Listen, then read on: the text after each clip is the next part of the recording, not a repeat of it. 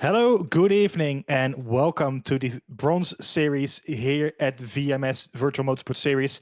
We are once again racing tonight at Spa-Francorchamps, the famous track there in the Belgian Ardennes. 7.7 kilometers and 4 meters to be exact. So a very long track with lap times well above the 2 minutes sometimes, especially for the GT3 cars, of course. Loads of elevation changes, 102 meters to be precise, especially in the Sector 1 and Sector 2 that is, with Eau Rouge, of course, and Radion, the famous corners in Sector 1, then the very technical Sector 2 with the long corners through that is Bouillon, of course. Yes, there we go. I have a couple of corners mixed up. And then Sector 3, where it's all about top speed. 19 corners in total across this magnificent racing track here in the Belgian Ardennes. My name is Sverre Koolman. I'm joined once again by Daniel Krylov in the commentator booth. Also, Nicolas Domino is hosting the stream tonight, so thank you to Nicolas as well. Daniel, good evening. Exciting track for us tonight, I think. What are your expectations tonight? Yeah, extremely challenging track, extremely famous track. I mean, everyone who is somehow into motorsports definitely know this track. Yeah, it's going to be, I think we saw it in the season opener in silver. It was just superb. The qualifying was, I think, very, very close in both categories, and I expect nothing less in the races.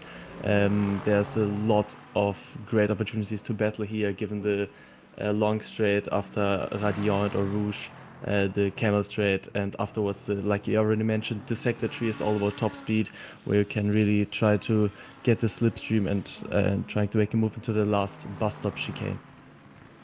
Yeah, for sure. As you mentioned, we already saw this track in the Silver Split. Actually, I think it was the season opener for the Silver Split a long, long time ago at this point, where we saw, I think, the top 10 covered by a couple of tenths, or at least within a second, to say the least. I think it was top 5 within a tenth or something crazy like that. So we saw an insanely close qualifying back then. Of course, this is also the track that we were using for the pre-qualifying to actually take part in this series. So all of the drivers will be quite well known on this track at this point. Of course, it's a very famous track as well. So lots of drivers have loads of experience here at Spa already, as we are rounding up the practice session just ahead of qualifying. We're seeing some competitive lap times out on the board at the moment. We're going to take those with a pinch of salt for now, of course. We don't really know if these are set on qualifying fuel or race fuel or something like that. So we're kind of expecting those times to drop a little bit in the qualifying session in just a few moments' time. Now, Daniel, we have quite an exciting championship battle here. I think in both. There we go. We have let's just take us through the results of last time out first, and then we'll come back to the championship battle in a few moments. 2 weeks ago, we raced at Fuji, and it was Kevin Bauer who took the win in Fuji, that is in LM GT3. His second win of the season. It puts him on 50 points, as we will see later on. Fabian Roth in P2, making it a Fischer Racing Team 1-2. With Jack Bolger in P3 in the Lexus car, and it was the first points for Jack as well in the season, so a great start for him. With Kevin Kienbaum in P4 in Aston Martin Vantage, and Gregor Hudjek finishing in P5 after quite a hectic race for him with loads of drama going on, but he managed to put his BMW in P5 in the end with Giovanni Filiberti in P6, Jimmy Loke P7, Ahmed Ohm, our very own Ahmed, also one of the producers here at VMS in P8, scoring some points on her debut.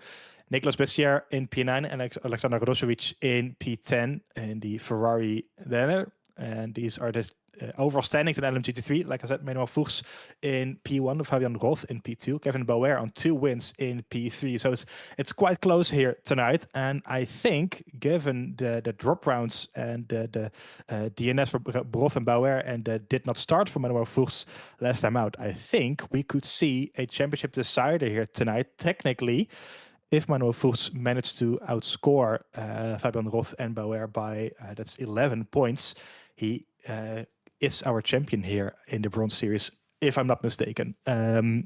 Lots of technicalities there, but I think he will be the championship at the end of this. Kevin Kibaum P4 as well, Greg Hucek in P5, Fabian Wenger in P6, all very close as well, Alex Stratman in P7, Benoit Benoada in P8, Giovanni Filiberti in P9, and Jack Boger, his first points, 15 points, put him in P10 in the championship standings. Yeah, so Daniel, as we're making our way to the LMGT qualifying in just a few moments' time, it is rather close at LMGT3 at the moment, with Manuel Fuchs potentially becoming champion here tonight. What do you think? Will he'll be able to pull it off, or is it going to come down to the final round in Qatar? I mean, I always hope for like as a neutral viewer, for like the final round to be the championship decider, just because it rounds up the season with everything on the board, everything on the table. You have a superb opportunity to like round up the season exceptionally on the last round. But I mean, it's going to be tough for his competitors to really keep him from clinching the championship trophy today, because he's been dominant and really performing well all season long. And yeah, that's really puts everyone up against the odds to really trying and prevent him from sealing the championship tonight.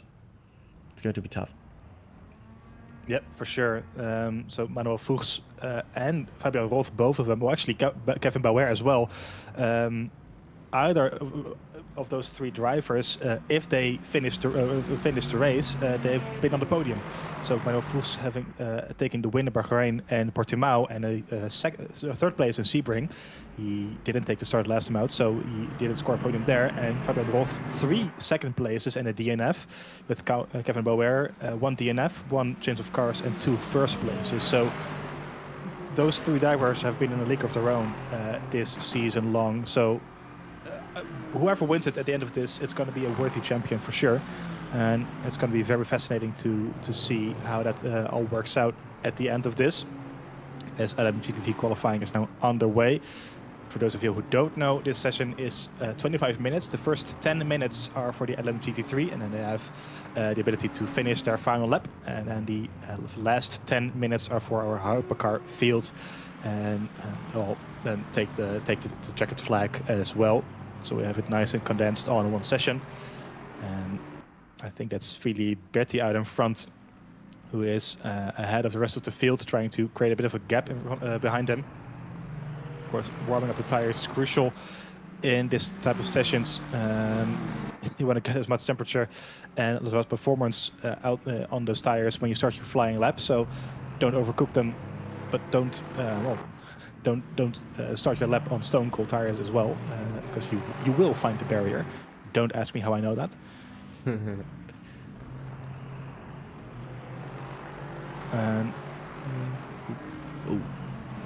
And I think that's we're getting pointed out by by Niklas, our producer, that Manuel Fuchs is not on the board here. So then he's not here. That means that Fuchs will not become champion there tonight. That's for sure. It's another DNS for him then. So suddenly this has become an excellent opportunity for both Fabian Roth and Kevin Bauer to regain the championship lead from Manuel Fuchs. Well, I think, Daniel, you're gonna get what you hoped for. This is gonna go down to the wire in Qatar. It does seem like, yeah. And that really sets it up perfectly for the final round in Qatar, which also I think will provide quite close battles, as we see already in silver. Yeah, Qatar has been a drama-filled race, to say the least, in all classes. Yeah.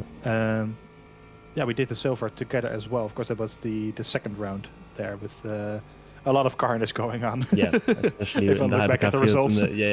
I mean, the last couple of laps were really like just avoiding carnage. That was your key to victory there. Yeah. I've done so many races at this point, I forget sometimes with what happened in which races, but I remember that one. There was a lot of carnage going on there. It was quite memorable. Yeah, for sure. So it's going to be a a very exciting championship decider, I think, in Qatar in 3 weeks' time. Actually, we have a small break in between the rounds, so there won't be a race in 2 weeks' time, but in 3 weeks' time. But it's going to be all to play for there for the final round. And as we see some family support, I think, in the YouTube chat, someone named Cole Logue. Well, I think that might be the brother of Jamie Logue, who is driving here tonight. So always nice to see some family support out there in the chat. If you want to drop a message to us, the commentators, or to each other in the chat, of course, feel free to do so. We love some interaction with the viewers, and we look. Maybe we can have a discussion about something, or have a small talk about something. That's always nice to do. So we are on board with Filiberti, who is rounding up his first flying lap here. His time should be around a 2:18, 2:19 with the very quick lap times. I don't think this one will be as quick, but we'll find out shortly.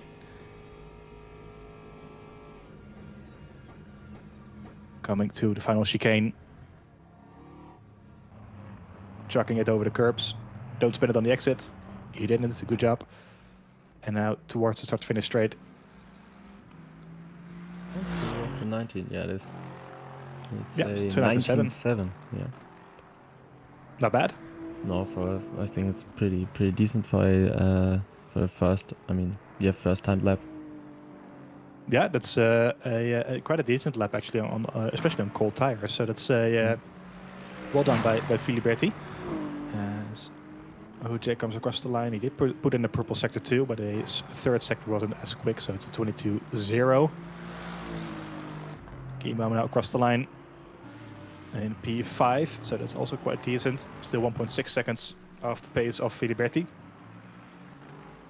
I think this one is a track limit for Stefanizzi, given he didn't put in a sector 2. Yeah, so no lap time for him just yet. Jamie Logue now going third, a second off Filiberti. So Filiberti really did a great job there in his first lap, putting down a 19.7. So I don't know where he got the pace from, but that's very, very well done. As he goes quicker now once again in sector 1 as well. Oh, wide there. Is that a track limit, Daniel? I'm not really sure, to be honest. Might be. It really might be. I have to wait. Let me wait for the artificial replay on YouTube. 1 second. I mean, I think he was off track with the left rear, but I'm just not sure if it was. Yeah, it should be. Yeah, so that's his lap done then. Fabian Wenger, meanwhile, is on a good lap as well. 0.3 quicker in sector 1 than Filiberti. Quite decent so far. Alex Scheppan also a purple sector 1, but it is slower than what Wenger just did. It wasn't. Yeah. It wasn't. Yeah. Then apologies. He stayed within the regulations. How dare you? No, I'm joking. Well, it's nice for him. He's able to continue on this lap and should be an improvement, I think, with loads of improvements behind him as well. It's a yellow sector 2 though, so he did lose a bit of going wide there as well into the final chicane. So I don't think this will be an improvement on his professional pole lap time just yet. But behind him, I think there will be loads of people putting in some improvements. Yeah, there we go, the 20.4. So no improvement for him.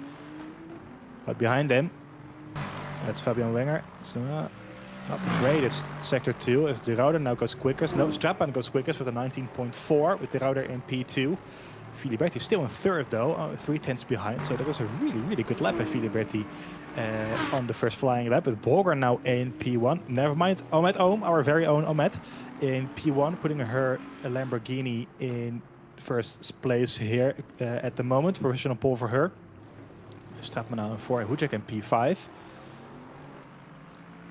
So see the times tumbling down now. Stefanizzi getting track limits on his first run from P15 to P7. And that's only half a second down on Omed. So it's once again, it's very, very close here in qualifying. 0.8 between the top 10 so far. So a very competitive field that we have here tonight. Benoit running up the final corner is in 16th, and he jumps up to 10th place.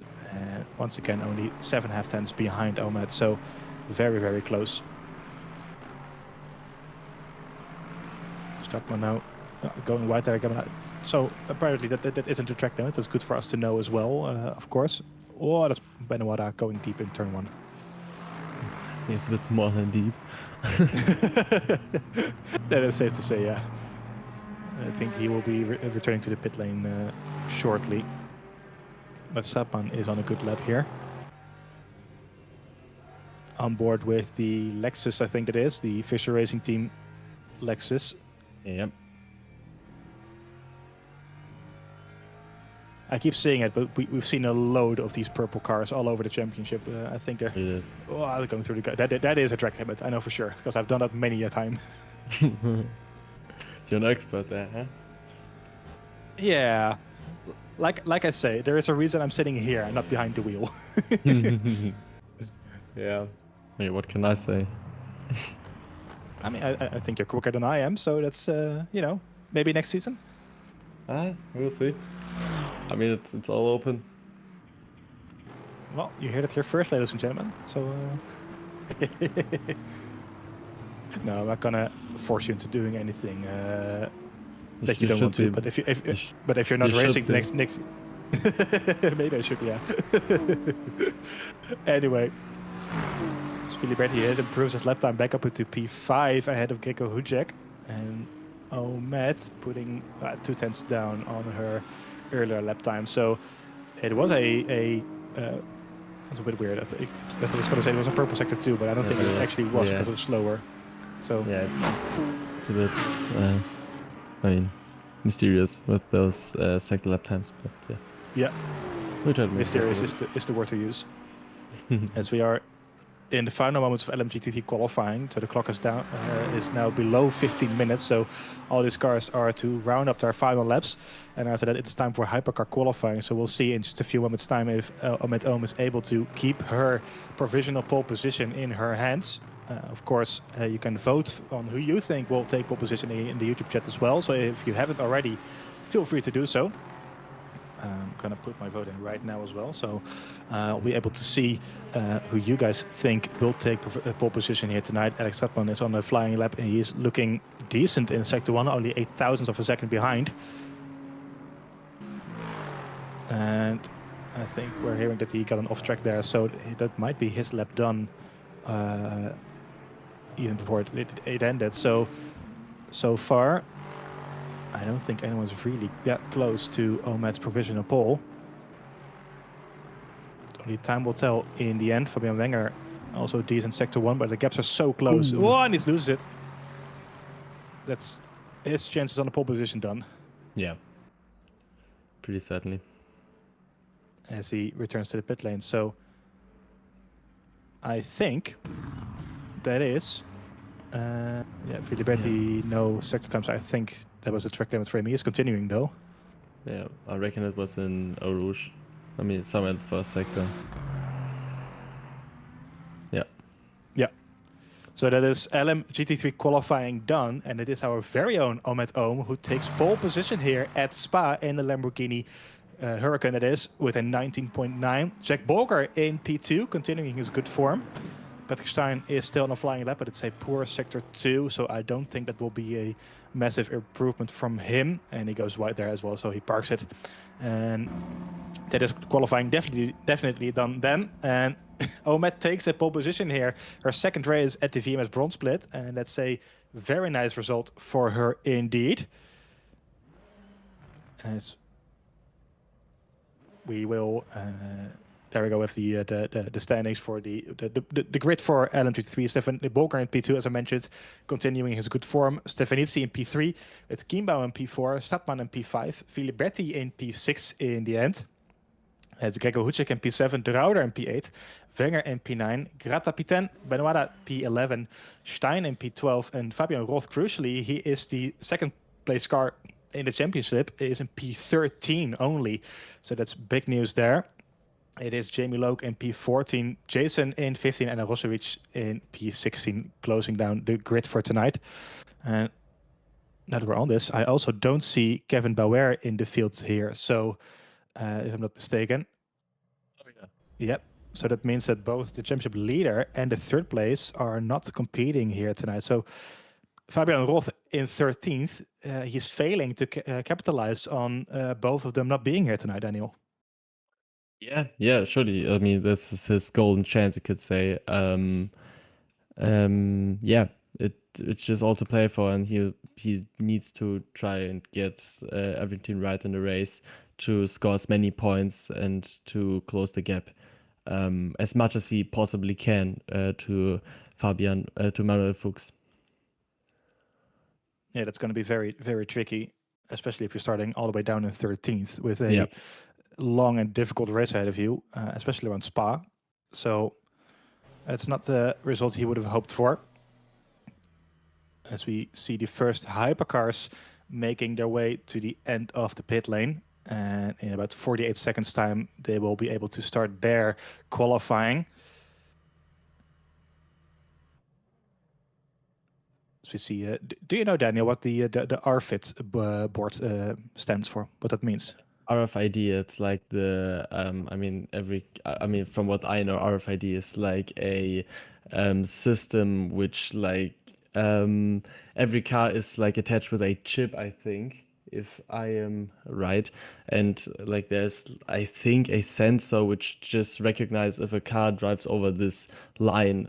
And yeah, just notices and registers this somewhere in the system. So everyone who is like monitoring it is like, okay, the car number 81 just exited the pit lane, I think. Well, there we go. I couldn't have put it better. I think it also has something to do with the tires that are on there. But it's, like you said, it's basically a monitoring system indeed. So, you know, that's the whole reason we know where the cars are out on track, which is very nice for us as commentators to have that option. Makes our job a bit easier. Now then, hypercar qualifying is underway. 9.5 minutes to go here. As we see the BMW there out in front. And we haven't really spoken about the championship standings and the hypercar all that much, but Gabo Poor, who is competing here tonight, I think that's him, he could be on to win the championship here as well. So Joao Vunto in second, he is 30 points behind here. I don't know why I have 26 points on my sheet, but that's beside the point. So he is a long way down on Gabo Poor, and Gabo Poor winning the race here could potentially see him claim the championship as well. Now, there are a bit more things with the drop rounds going on there as well, but I think Joao Vunto doesn't score more than 10 points here tonight, and Gabo Poor wins the race, he would be able to claim the championship for himself. So that's going to be very, very exciting. So, Daniel, do you think he'll be able to do it, or once again, do you think and maybe hope that he'll be that it's going to come down to Qatar? I mean, I hope so always for, like I mentioned, for a title set in the last race. But I mean, from this point, it seems really tough for Havunto to do anything, because you know, from this view, he needs to really deliver to his best, and sealing the championship is from now on out of his hand. He needs Poor to really perform not well or make mistakes to really try to get into contention of the championship, which I cannot see coming with the performances Gabo Poor has been delivering all season long. But you know, that's racing. I mean, everything can happen here. With 2 rounds to go, it's still wide open. But it also could be sealed today. It could be sealed in Qatar. It's, you know, it's random. It's a random, but it's always a matter of split seconds. It's too close to call, that is for sure. As we are on board with our very own Jessica Hoffman as well, one of the 2 female drivers in the field. Same with Omez Ohm in the LM GT3. Now, Jessica took the win last time out in Fuji. In Fuji. There we go. I think that was her debut. No, her second race. With the bronze. She did race Portimao as well. Oh yeah, true. Yeah, true. So she raced in Portimao, but then decided to change her car from the Valkyrie to the BMW M Hybrid. which worked really well for her, scoring a win in Fuji 2 weeks ago. So that was our first female victory in VMS, I think ever, to be honest. I'm not really sure. But for this season, for sure, it was our first female victory of the season. So that was very nice indeed. So hopefully she is able to continue her good form here tonight. The BMW is looking quite planted on this first lap, making her way through Blanchiment and then up towards the final chicane, the bus stop chicane, for her first time on the board. Now with only 10 minutes in this session for the hypercars, it's very key to get a good lap time in quite early, of course with the GT3 as well, but with the track being so long, you need all that time you can get to put some lap times on the board. And it's a 2:01.5. Wow, that's once again very quick out of the box. And Trajani though also looking quick, and he goes quicker by by a 10th quicker. Barreau now in the Valkyrie, and I think that's a track limit for him, so no time for him on the board. Marucelli meanwhile in the Ferrari going into third, and that's going to come on. Oh, I think he made a mistake somewhere because he was on for a good lap, but he's jumping into the pit lane back again. There you have him, Gabor, our championship leader. Also a good lap so far, 2 purple sectors. But 6/10 quicker through the second sector compared to Trajani, so potentially running a bit more downforce on that Ferrari 499P. But it's looking like a good lap so far for him. From a P11 to P1, there we go, on a 2:00.5. Wow, that is a quick lap time. Almost 4/10 quicker than Sean Tempest, who puts his Ferrari in P2, and almost a second quicker than Trajani in P3. So that's a very, very quick lap time by Gabor. But Jessica Hoffman, Daniel, is once again going quicker. I think it's going to be like that all season, all session long. It's always going to be like tiny improvements and trying to squeeze everything out of the car, which possibly and physically is possible too. But yeah, superb lap by the championship leader Poor, who essentially established his stellar performance once again and shows that he's the man to look out for. Yep, for sure. And I think Jessica got a track limit there somewhere, so this lap is not valid for her, unfortunately. But she does seem to be to have the pace in that BMW, so she might be able to put out a surprise later on in the session. Yes, there's still a lot of drivers who are yet to set a lap time on the board, so a lot of track limits, I think, to be honest, causing people to lose their laps. They're trying now up into P2, 3/10 behind Gabor. Marucelli behind Knani in the Peugeot. Hopefully he didn't lose too much time from that, but Marucelli jumps up to P5. 8/10 down on Gabor. Avunto though, not a quick sector 2 as well, so Avunto lacking some pace at this point. This will be his first lap on the board. It's a 2:09, so that's a P4 right now, almost half a second down on Gabor. It's really a stellar lap by Gabor. I'm kind of surprised that he pulled it out of the back so early. It's very, very quick, and like you said, he's establishing himself really nice here. Like, well, you know, I'm gonna get the championship and I want it now, and not in 3 weeks' time. I just want it now. So he's doing all the work that he needs to get that championship in the bag. Hoffman through Pouillon, looking good again.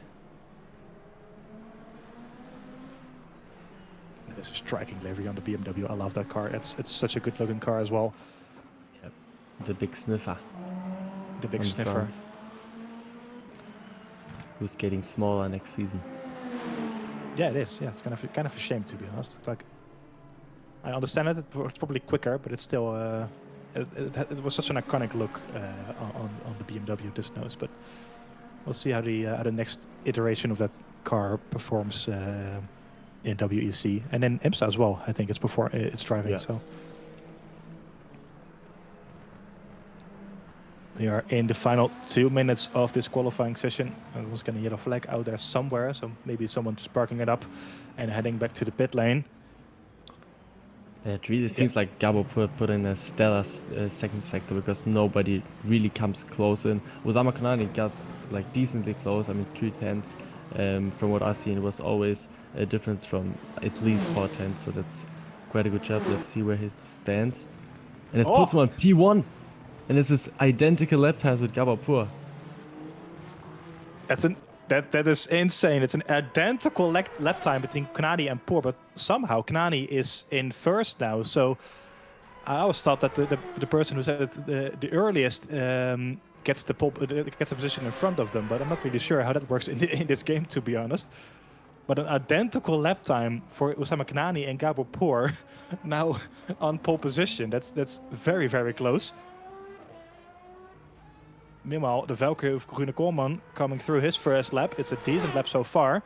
It's P1 on a 59.9. 5/10 in the Valkyrie. Wow. Wow. That came out of nowhere, that lap. Really?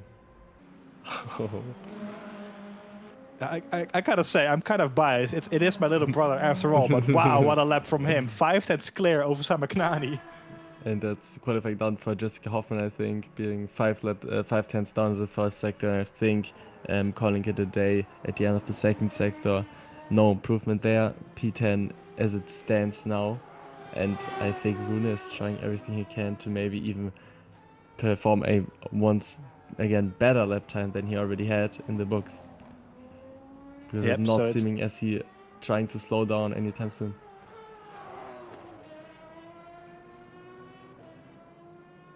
Yeah, so we're hearing that he has been the quickest in Sector 1 by a long mile. So that's V12 in the back of the Valkyrie working wonders there in Sector 1.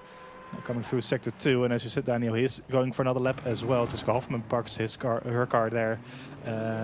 So that's unfortunately her qualifying done. Sturle and Kanani also putting each other in the way there, but no one really nowhere near the provisional pole position by Rune Koolman. The only one into the 59s. Wunto not looking great either in his blacked out Ferrari and into the pit lane as well. Oh, Marucelli spun it on his final lap as well. Coming through Blanchemont. I think he just hit the curb on the inside, to be honest. Oh yeah. Oh. And in the wall, yeah. That's not how to enter lap time, unfortunately. So that is Rune Koolman on pole position here at Spa in the bronze split in the Valkyrie by over half a second. What an insane lap time by Rune Koolman, who takes his first pole position of the season in only his second race here at the bronze split at VMS. And it is Kanani and Gabo Poor, the championship leader, on equal lap times in P2 and P3. What a crazy qualifying session here tonight. It is Sean Tempest then in P4, Tricciani in P5, Jeremy Barrault in P6, João Vunto, the closest rival of Gabo Poor, in P7, with Mattia Bortolin in P8, Alex Marucelli in P9, and Jessica Hoffman rounding up the top 10 in the end. So disappointing qualifying for her. Dit Riccardo Diana in P11 with Alessandro Sturle, the final hypercar on the grid with 3 seconds down on pole position. And in LMGT3, it is Ahmed Ohm who takes pole position in the Lamborghini Huracan with Jack Balker in the Lexus on P2. Great job by him. Davide Stefanizzi in P3, Kevin Kienbaum in P4, Alex Trappan in P5, Giovanni Filibetti in P6, Gregor Hujek in P7. It is Maurits de Rauder in P8, Fabian Wenger P9, and Grata in P10, all within 0.8 of a second as well. So very close qualifying in LMGT3. It is Benoit in P11, Patrick Stein in P12, the final car to be within a second of the pole position time. Fabian Roth, the only one of the top 3 drivers of the championship who is here present tonight in P13, so loads of work to be done for him. Then Jamie Loke in 14th, Corey Jason in 15th, and Alexander Radosevic in P16, rounding up the grid here tonight. Well, Daniel, I think that's safe to say that was a very exciting qualifying. Yeah, I mean, This puts it really relatively moderate, I would say. It was quite healthy, especially the hypercar. I mean, we had two drivers putting the identical lap times, which was essentially provisional pole position after your brother just banked a hot lap which was 5 tenths quicker. 59 bronc split is really more than decent. I mean, it's pretty stellar. Safe to say. To be honest, I don't know if he's ever done a 59 before this lap. It might just be his quickest lap out there. Yeah, I mean, ever. he was stating in the YouTube chat. I just saw that his personal best beforehand was a 2005. So I mean, he improved at least, what was it, six tenths? Yeah, at least over 5 tenths. So that's insane. It's unusual, I think. Well, I'll try not to jinx him too much during this race. We've already seen with the two of us how bad the commentator's curse can hit.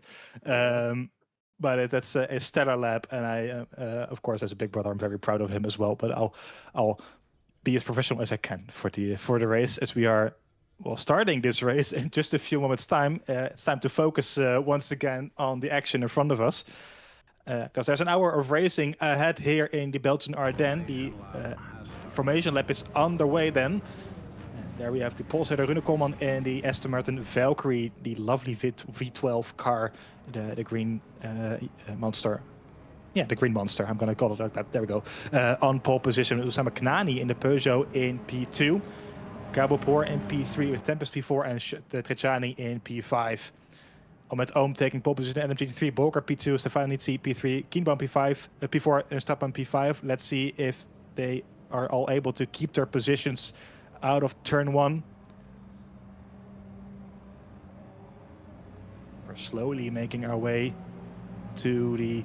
Oh, not really sure what happened there. Oh, there we go. We're just switching to the GT3 field, so that's the game being a bit weird. But they're all still alive. There you go. Coming through the start-finish line then of the 1 hour here at Spa.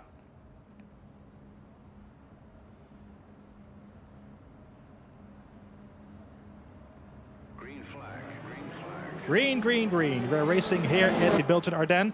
And it's a good start by Gabopor, already looking down the inside of Rune. And he's very cautious on the start there, which I can imagine being so. It's Knani around the outside of Gabopor, taking the lead then. The Peugeot in the lead of Gabopor. Tempest in P3 and Coleman down back into P4. Barol in P5 in the second Valkyrie. So a great start by the Knani, Poor and Tempest. Bolker taking the lead in LMGT3 and Ahmed Ohm now back in P2. Kienbaum in P3. Now back on the first time on the Camel Straight to Lecombe. It is wheel banging there between Boer and Knani. Gabopor trying to get the lead of the race around the outside, and he gets it done, I think. That's a great move by Gabopor in the Ferrari. Knani is still there though. But Gabopor doing what he had to do, taking the lead on lap 1. That's a great start from him. Oh, Valkyrie's wheel banging on the outside there. Oh, a lot of action there in LMGT3 as well. Ahmed Ohm back in the lead as I think Bolker now back in P6 there, the red Lexus. So something happened to him through a ruse, I think. But Ahmed Ohm back in the lead. And so far everyone else seems to be able... That's a Ferrari there. It's a very slow Ferrari. Oh yeah. It's Marucelli, I think. Yeah. Oh. Yeah, spinning himself out there on lap 1 against Alessandro Sturla, that is, the yellow Ferrari. Whoa! Almost collecting Ahmed there on the rear. But they're still all in one piece so far. So a rather clean start there then, Daniel. Yeah, for sure. I mean, we have a huge battle for P1 in the end, as we already... Oh no, it's P2. Sean Tempest and Oussama Knani. I mean, they are just really giving it all already. Yeah, it was a very hectical but also a very clean start. We had the pole position, the pole sitter Koolman, Rune just taking it a bit calm, which I can understand. I think it was this dive bomb by Jamie Barrault too on Sean Tempest, if I'm correct. Yeah. Yeah, for P3. That was a very surprising move, but she gets it done nicely. Yeah, it was. I mean, by all means, it's very understandable to, with the Valkyrie to be a bit cautious because the car can really get a bit nasty if you overdrive it. So, I mean, we got a whole hour to drive, so it's better to take it easy on the first couple of laps. Yeah, for sure. I have the advantage of knowing how Rune drives a little bit, so I know he's always a bit cautious on the first lap, so no surprises there to see him drop back a little bit, but potentially he was able to get up the road a bit further into this race. Meanwhile, an LM GT3 is still on mat leading this race out of Kienbaum and Stefanitsi. We have lost Benoada already, unfortunately. He's out of this race in 16th, so in the pit lane he goes. And importantly, Fabian Roth in 15th, just behind Corey Jason. So the second placed car in the championship is way down the order at this point. There we have him in the Corvette. And that's not what he would have wanted coming into this race with both Bauer and Fools not participating in this round. That's really hurting his championship hopes coming into the final round of Qatar, I think. Then it is pretty much all to play for between the three, and Manuel Fools just has to finish ahead of them to win the championship for himself. So he's failing to capitalize on their absence so far with 8 seconds behind Stein in 13th. So that's not a great start from those guys. Bolger has had some sort of incident as well. He's back in P7 now, just ahead of Gregor Hucek as well, going through the gravel there. So very close stuff and just following each other through the gravel, going a bit wide there. But so far they're all keeping it clean out on track. Oh no! Oh, that's the commentator curse. That's the commentator curse. Yeah. So, he already had contact. Oh yeah. So he had contact with Tempest beforehand, and then got dive bombed, I think, by Avunto and Bortelen. He missed just his braking on Tempest, and then got hit on the rear by Avunto, I think. So that is the proper commentator curse. Yeah. Yeah. That's our fault. I hope he doesn't get too mad at me later on. I'll be such as if I were you, I would be quite cautious talking to him the next days. I think I'm gonna lock my room already, so just to be sure. Yeah. Or just leave the country. Yeah, I'm just gonna flee. Yeah. I heard Belgium is nice. Yeah, surely. We got, I think, Spa there. Yeah. Great. Yeah. Maybe we should quite go a there. great tech, I think. I heard. Yeah. But no, I think he'll be very happy with his pole position after all this in the end. I think, but maybe he can make up some places later on. Meanwhile, Knani has closed the gap on Gabapur here for the lead.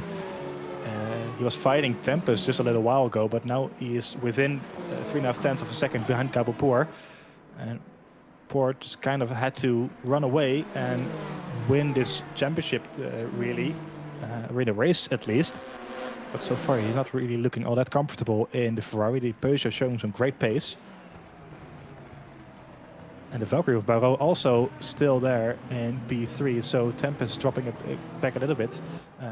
Meanwhile, Jessica Hoffman, we haven't really talked about her so far in this. She's up to P5, so a great start by her. Yeah, superb start. I mean, she capitalized on everyone's mistakes and really just kept it clean and pacey, as we see. And she's running comfortably, not comfortably, but she's running into P5 with a 2-second gap to the fourth place Tempest. So there's everything to play for her, given that there are 53 seconds still on the clock. Well, it's 53 minutes, I think, but it's... oh, yeah. It's still very true. There's still a long, long way to go in this race.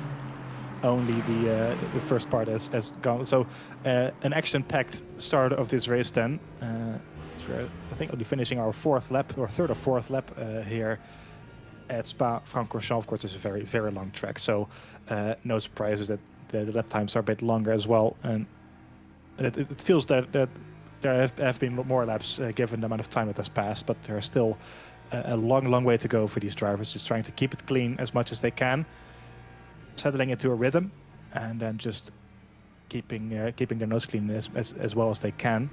So you're on board with Patrick Stein, the final car who is really following the leaders of this field. I think it's pretty much everyone within a second from P1 to P13 that is. Yeah, so the only gap of a second is between Hujek and Bolger, between 7th and 8th. So they're all still following each other very closely there.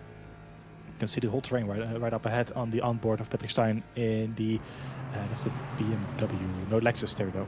The white and blue Lexus driver who's following Jamie Loke, who is driving the BMW. So there's a yellow flag out there. Oh, that was a GT3 car, I think. Yeah, that's Bolger. Bolger out of this race. What happened there? Oh, that's not great. That was Bolger trying to go for a move, but failing to do so. And that's him out of this race, unfortunately. So after scoring a podium last time out, it is a DNF for him. And I think it was Corey Jason that he hit. So he's now down. Oh, no, Wenger, I think, actually. He's down in 12th right now. So that's unfortunate for him. Meanwhile, once again, Barrault. I mentioned that he's showing some great pace in that Valkyrie. He's close to Kanani now. So the battle for the lead is within a second, roughly. It's going to be very close. Ooh, oh, Kanani going wide there. By Kanani. Yeah. Barrault not really capitalizing on it just yet. But could this be Kanani feeling the pressure a little bit from Barrault behind? Yeah, for sure. I mean, if you, especially at this track, if you got Aston Martin behind of you, you always have to look into the back, into the mirror, because this car is just flying on the straights, and you know that if I don't get this exit right, he's going to get me, and he's probably going to outbrake me. So you really have to like always be cautious and look into your back mirror, into your rear mirror, and you know, trying to drive a bit more defensive. So for sure it could be pressure, but it could also be just a stupid mistake.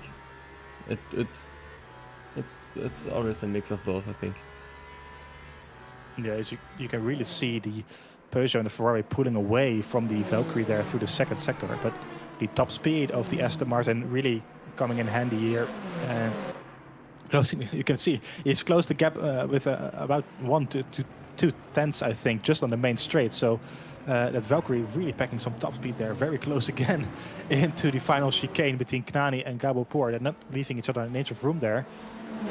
Still without contact so far, but they're very, very close, very aggressive racing. I think Gabopur knows that he can put in, well, a very good performance that can basically win in the championship here, or at least put him with very little to do in the final round. So he wants to get this win in the bag. And LM GT3 is Stefanitsi closing the gap on Ahmed Ohm. He's still leading the race though, but we saw this as well in Fuji. That Lamborghini is not really kind on the tires, I feel like. So it's starting to drop off already, maybe a little bit, and Ahmed struggling perhaps to keep the tire temperatures up front in the correct window to get the grip that you need to make those corners, of course. Just saw Sturla making his first pit stop of the race as well.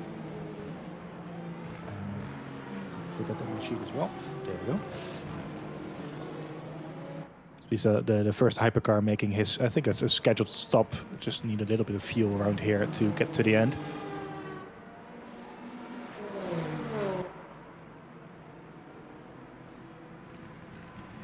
It's now really pushing Gabopur to his limit. The gap has extended a little bit to Barrault once again, so that 1.2 seconds. So maybe it was just those couple of mistakes from Knani that put him right in front of Barrault. But right now, both of them are pulling away a little bit more. It's only 3 tenths now. And he could be on here to get a move into turn 1.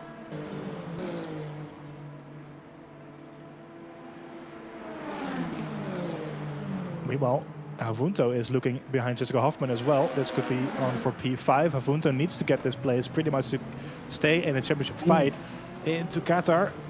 Around the outside. Oh, contact there. Bartolin tries to get a move done as well on Vunto. So, but Hoffman defending it for now. Vunto knows that he needs to get this places done as soon as he can in order to stay in the hunt for the championship. So China also closing down there. So it's really an evolving battle for P5 there in the hypercar field. Oh, Stefanizzi down the inside. Oh, that's contact there with Omet. It wasn't really a move there. And Omet sliding through the corner. Contact from Stefanizzi. But Omet staying ahead for now. That was a bit of an opportunistic move, I feel like. Yeah, that was a bit rough, to be honest. I mean, going for a gap that's basically not there. And I think it's Kimbone going round the outside into Pouhon. Round the outside of Davide Stefanizzi. And I think he just about gets it done. He does for now. So great move. Nice. That was a great move indeed. So around the outside of Pouhon, like you said. As you see multiple cars going through the gravel again. But Kimbone now up into P2. So Stefanizzi after a kind of an opportunistic dive bomb on Omet, now down into P3, losing a place on Kevin Kimbone, who is now looking, making Aston Martin rather big in the rearview mirror of Omet. Omet really seems to be struggling a little bit here, I think, Daniel. It seems like, I mean, she got a certain period in the race. I mean, it was like the first 5 to 7 minutes where she really had pulled out a gap of around 1 second.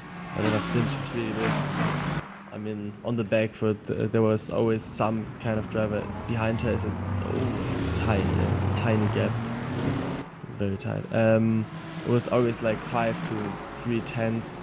All lap long, where drivers have just been keeping, keeping her cautious, being in as close as possible, and always in slipstream. That's of course all the time very difficult to manage.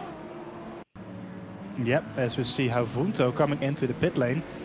There we have him. So the second placed car in the hypercar standings, and he has some damage on the front there of his hypercar. So I think he made some contact with another car there, getting his pit stop out of the way. Didn't seem to be a very long stop, so potentially just some fuel. Oh, and I see the hypercars coming through the traffic for the first time, pushing the BMW on the gravel there. And this is the difficult part of the race. You want to keep your car in one piece as much as you can. And now the gap for P1 has come down to within less 3/10 of a second again. Oh, Knadi down the inside of the Stratman there. P4 and LMGT3. Keeping it clean so far, but this is getting very rowdy out there on track between the two classes. On the inside of Kimbone. Yeah, keeping it clean so far. But very, very aggressive stuff from the two hypercar leaders. Not wanting to lose a single tenth on the road here with the LMGT3 traffic. But Gabapur is still out ahead after they passed the GT3 leaders. And it's only 3/10 of a second. So Kanani is still very much ringing Gabapur's doorbell here. I want to get past, I want to get by. Barrow losing out a little bit there, a second behind now. But this battle for P1 is nowhere near over. Now there's a little bit of a gap for them out on the road before they meet the next GT3 traffic, of course. So this could be the chance for Kanani to go for a move. Whoa, long way back. Oh, it forces Gabapur a bit wide. Now down the inside again. And it could be a move into turn 1 pretty soon. I think it's a bit too far back right now.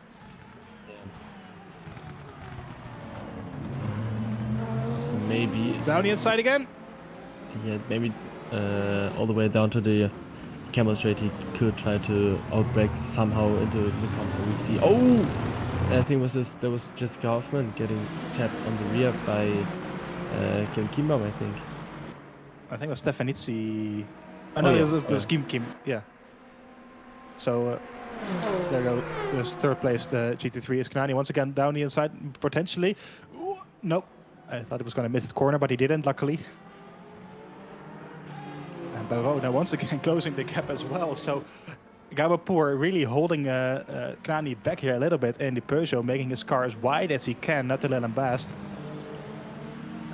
Kanani really trying to get the move done here as quick as he can. Stefanitsi, meanwhile, still on P3 there, with more hypercars making their way through. And Hoffman really lost out some time there. Now 8 seconds behind Sean Tempest in P5, so she lost out quite a bit of time there through the traffic. That is Sean Tempest, the second red Ferrari car you can see on your screen. Kanani almost pushing Gabopour through sector 2. It kind of feels like, Daniel, that Gabopour has a bit more top speed on his car, maybe a bit less downforce, but just enough top speed that he can keep Kanani behind on the main straight. Yeah, it really seems like it. I mean, Kanani is always like into the gearbox of Pour in like every corner of the second sector, and suddenly coming to a straight, Pour gets a tiny advantage, and that's maybe the move for P1. Not quite yet. There was a bit of contact from Pour and Kanani, who's not letting this by easily. This turning out to be. Can he make it stick? I think he can. He does. For now. That's a great move by Oussama Kanani, who gets his Peugeot up into P1 ahead of Gabopour, but it was an insane battling between the two. As you just saw, a dive bomb by Kanani into the final corner, and now it's Gabopour once again on the outside, coming onto Lecombe. It's 3 wide with Barrault on the outside now as well. 3 hypercars going into Lecombe. That doesn't work, that doesn't fit, but they're making it fit somehow. Barrault goes off track and he gets the lead, but I think it will be an illegal overtake on both of them. Kanani now on the inside once again of the Valkyrie. It's 3 wide again into, that is Brussels, I think. And Kanani gets down in the lead once again. Gabopour now on the inside of Barrault in the Valkyrie. Barrault doesn't let him by right now. Kanani going wide. This is turning into a 4-way battle at this point. Kanani out in the lead so far at this point. Barrault on the inside of Gabopour, and he puts it in second place at the moment for the Valkyrie driver. Kanani out in the lead. How nobody crashed there, I'm not really sure how they all survived that, but somehow they didn't. Yeah, that's the move done for Kanani. So he's up in the lead right now. Barrault in P2 right now. Gabopour in 3rd, and Tempest now knocking on his door as well in P4. So this is not what Gabopour, the championship leader, would have hoped for. Oh, Tempest going very wide there. Losing a lot of time on Gabopour in 3rd.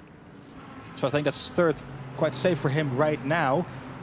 But the championship leader in a hypercar, that's not what he would have wanted to see happening in this race. Down into 3rd after a huge battle there.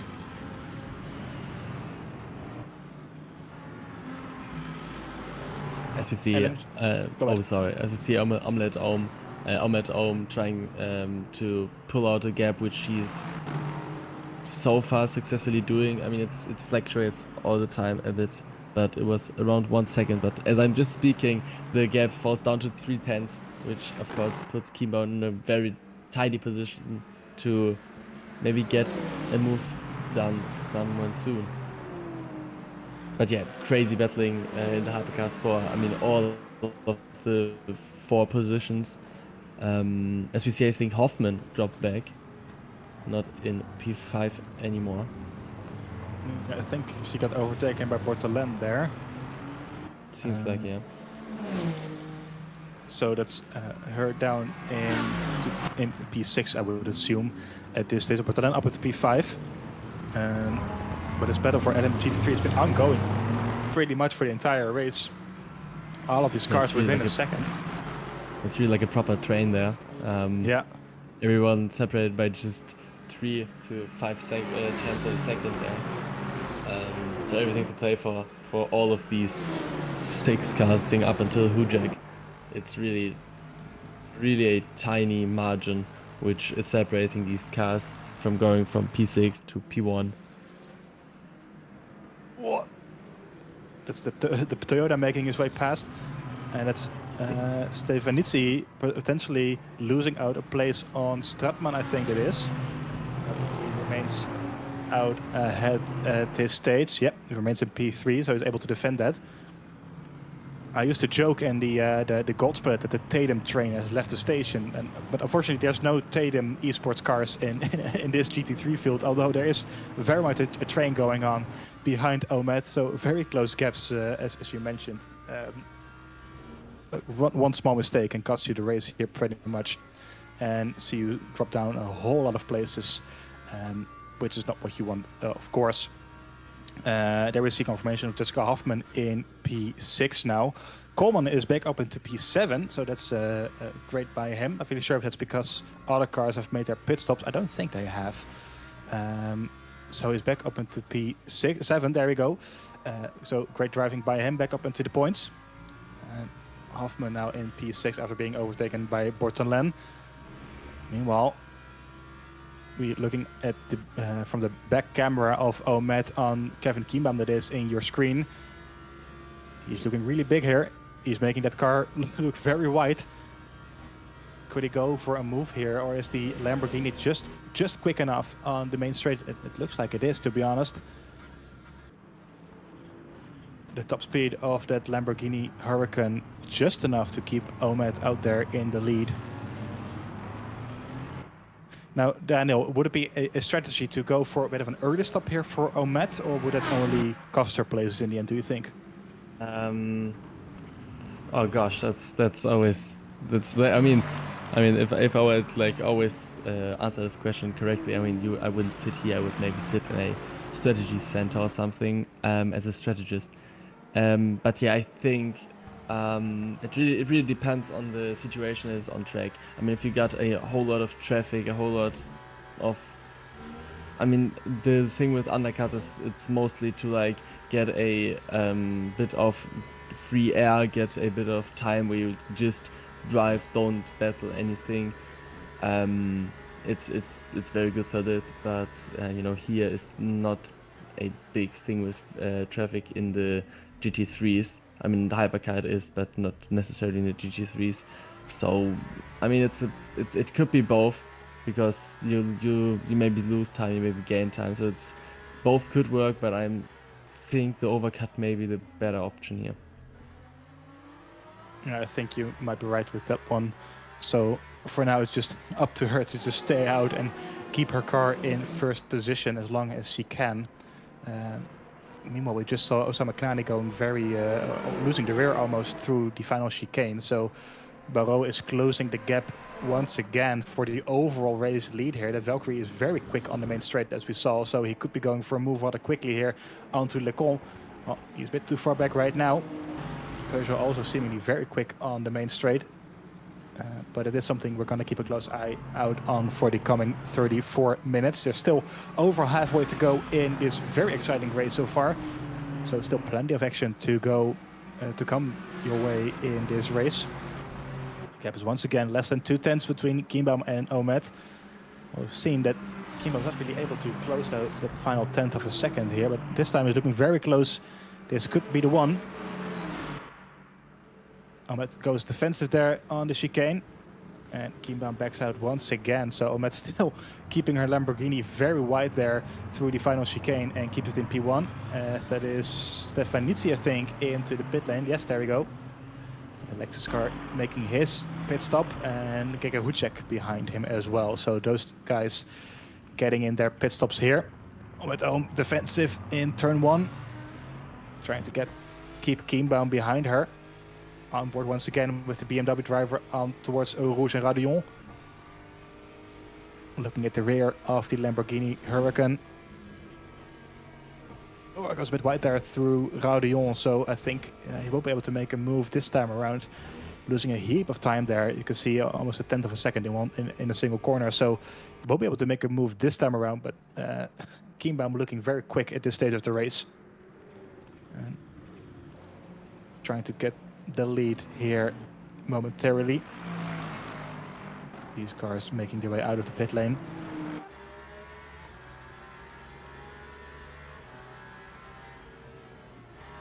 Oh, it's going to be exciting. Traffic here. Yeah. Go ahead. Yeah.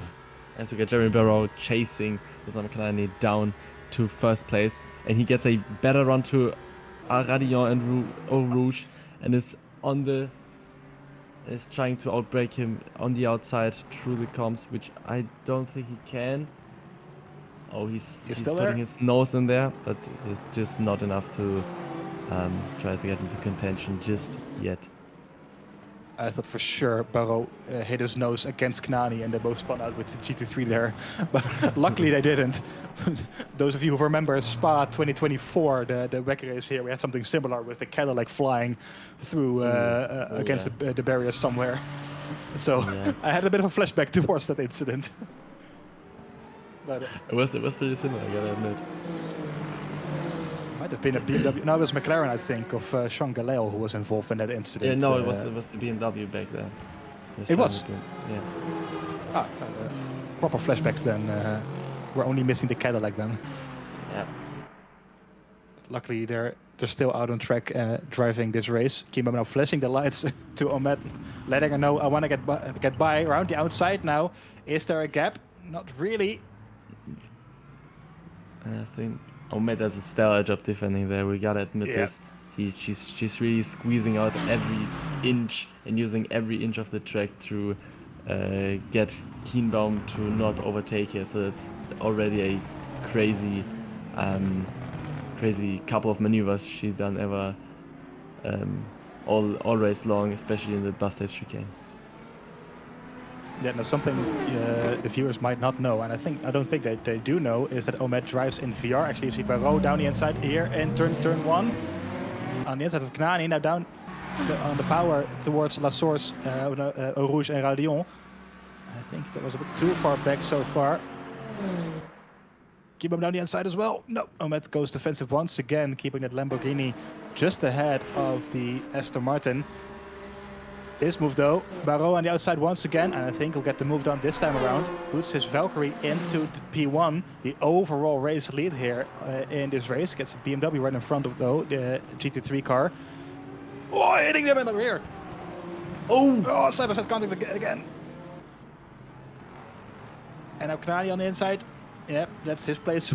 Once again gone to Osama Knani, I think. And now that is Gabopour back in P3, right behind them once again. So that is Barraud losing out on the GT3 traffic.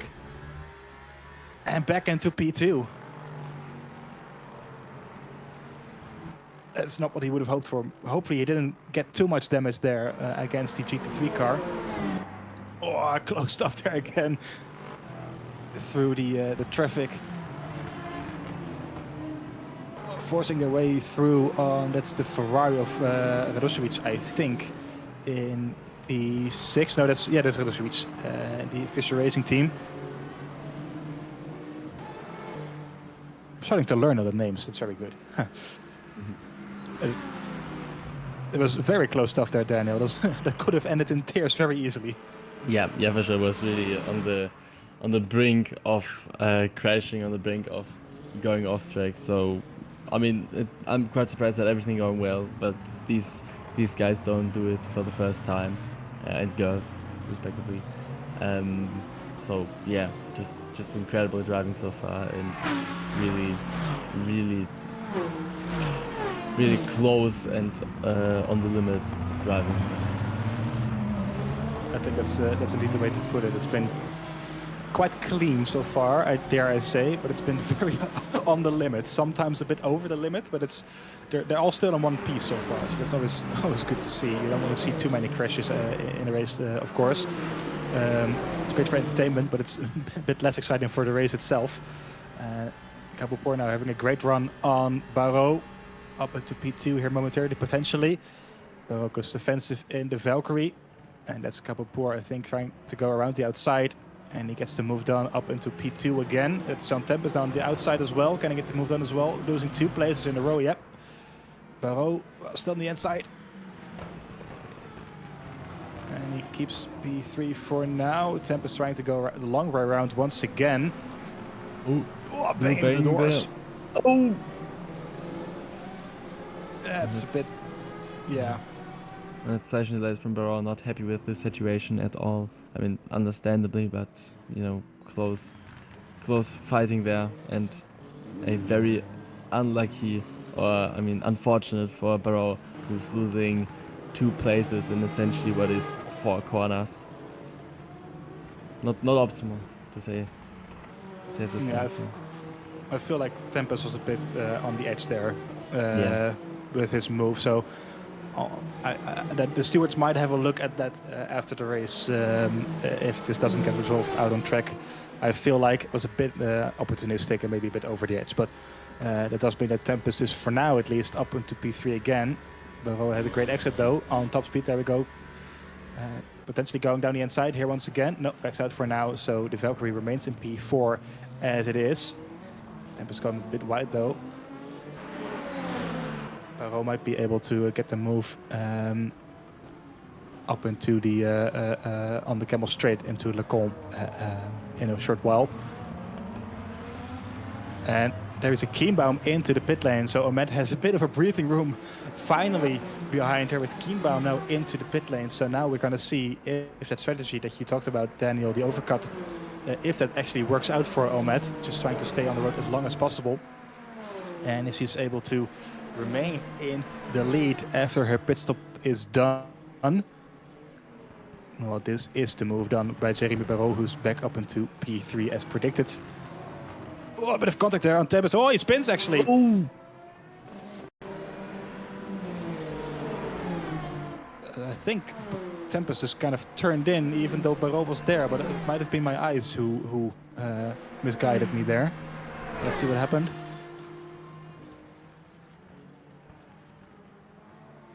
Ooh. I think he just lost her rear, yeah. Yeah, it just seemed like too much brake pressure going on while giving the car too much turn angle, and essentially what the outcome is that you have too little grip on the, as you see in the rear tire, especially the left rear and the left front, and getting lock up and essentially spinning out. So that's unfortunate for him. Yeah, that's unfortunate. I don't think Barreau did anything wrong there. It's just unfortunate. Just an incident, as a certain Monegasque driver would say. And it's Tempest now, I think that's over 5 seconds back on Barreau.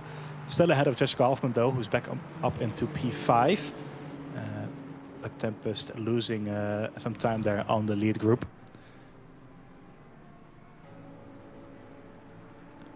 Back up into P6, however, Rune Koolman only 1.2 seconds behind Jessica Hoffman. So despite it's his disappointing start, I'm going to put it like that, he has shown some great pace, I think, this race.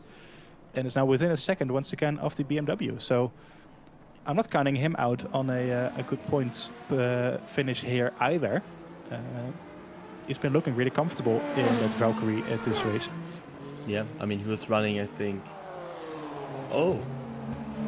Yeah. As we are just being informed that Rune Koolman is the man with the fastest lap currently in the hypercar field, and you must admit, he was running. Oh, and that's Bartolon and Diana, I think, going there a bit nasty. Taking an excursion trip through the gravel. Yeah. A bit of. Oh. Yeah. Might have been some connection issues from I don't know. Diana. Yeah. So what I was saying, Koolman Rune was running, I think, 5 seconds behind everyone. He was in last place and is now in 6th place, hunting down Jessica Hoffman. So, it's the pace is not a problem at all. It's just the unfortunate situation he has had in the was it the first? No, the second lap, was it? Yeah, both the first and second lap, I think. Yeah. So a bit he's making a quite great recovery drive so far. What has been a quite disappointing first couple of laps in the race, but he's trying to give it his all to make this a quite exceptional and all right performance, as we see Radoshevitz going there without a rear wing. So it is not the road car version of the 296, it is the GT3 just without the rear wing. And the rear wing is somewhere between the first sector and somewhere in the first sector, I suppose. Yeah, he's crabbing as well, so I think that's suspension damage to the Ferrari. It could be veering lost into Eau Rouge, I assume. Yeah.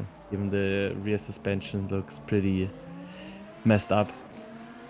Yeah, it was unfortunate. He was up into P5, I think. So it was on for a good result in the Ferrari, but I think he just made a mistake through Eau Rouge based on what we saw, and lost both his rear wing and I think his suspension. This is the move for P5, however.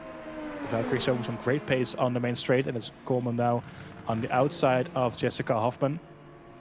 Let's see how difficult she's going to make it for him. Not all that difficult. So it's the Valkyrie up into P5. Rune Coleman being working on his recovery drive there after starting on pole position by 0.5 of a second, a 59.9. Insane lap time for the bronze split. Losing a lot of places on lap 1 and 2, all the way down to the back, as Danny was saying, now back up into P5. So he still has 20 minutes to go. He could still be very much on for a P4 here if he is able to hunt down Sean Tempest in the final third of this race. Only time will tell, of course, but it's looking good so far. See multiple yellow flags. I think that's for Radulowicz, who is out there on track going slowly. I feel like. So if anything else happens, of course, we'll bring it to you as soon as we can.